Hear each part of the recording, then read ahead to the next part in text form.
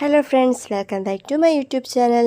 ഞാൻ ദാ ഈ റെഡി ആവുന്നതേ ഞങ്ങൾ വീടിൻ്റെ അടുത്തുള്ളൊരു അമ്പലത്തിലെ ഘോഷയാത്രയാണ് കേട്ടോ. എന്ന് ഞാൻ മുന്നേ ഒരു വ്ളോഗ് ഇട്ടിട്ടുണ്ടായിരുന്നു. അമ്പലത്തിൽ പോകുന്ന ഞാനും എൻ്റെ സിസ്റ്റേഴ്സ് എല്ലാവരും കൂടി പോകുന്ന വ്ളോഗ് ഇട്ടിട്ടുണ്ടായിരുന്നേ. ഇന്ന് അവിടുത്തെ ഫൈനൽ ഡേ ആണ്. ഞാനും നന്ദേണ്ണനും യാദവും കൂടെ പോകാൻ വേണ്ടിയിട്ടായിരിക്കും. ഞങ്ങൾ റെഡി ആയി കഴിഞ്ഞ് ഇനി അങ്ങോട്ടേക്ക് പോവാണേ.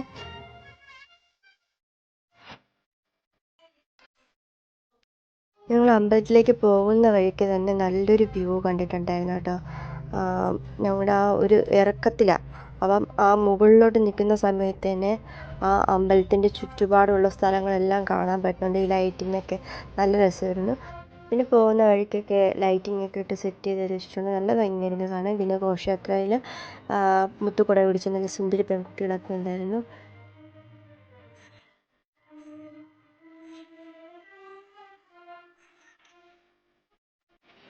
മുത്തുക്കുട പിടിച്ച അമ്മമാരും കുഞ്ഞുകുട്ടികളൊക്കെ ഉണ്ടായിരുന്നു. അത് കഴിഞ്ഞ് നമ്മൾ ചെണ്ടമേളം കണ്ടു. ചെണ്ടമേളം ഉണ്ടായിരുന്നു ഘോഷയാത്രയിൽ. അത് കഴിഞ്ഞ് തെയ്യം ഉണ്ടായിരുന്നു.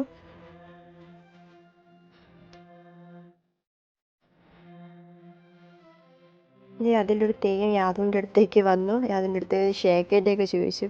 ഞാൻ വിചാരിച്ചു യാദവ് കരയുമായിരിക്കുന്നു. പക്ഷേ ഒരു പ്രശ്നം ഉണ്ടായില്ല. അവൻ നല്ലൊരു എൻ്റർടൈൻമെൻ്റ് ആയിരുന്നു.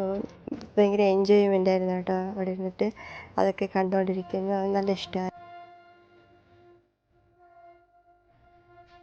പിന്നെ കുറച്ച് എൻ്റർടൈൻമെൻ്റ് ആയിട്ടുള്ള കലാരൂപങ്ങളൊക്കെ ഉണ്ടായിരുന്നു, അതൊക്കെ കണ്ടു. അത് കഴിഞ്ഞ് ഫൈനലിൽ സൂപ്പർ ചെണ്ടമേളമൊക്കെ ഉണ്ടായിരുന്നു. ചെണ്ടമേളമൊക്കെ ആസ്വദിച്ചുകൊണ്ടിരുന്ന സമയത്തായിരുന്നു അടുത്തുനിന്ന് പോപ്പ് പൊട്ടിച്ചത്. ചെറുതായിട്ട് പേടിച്ചു. ഞാൻ മൈൻഡാക്കിയില്ല. ആരും കണ്ടില്ലെന്ന് പ്രതീക്ഷിക്കുന്നു.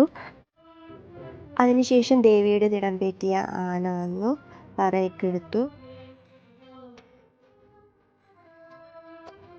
മെയിനായിട്ട് യാതൊരു ആനയെ കാണിക്കാനാണ് കേട്ടോ പോയത്.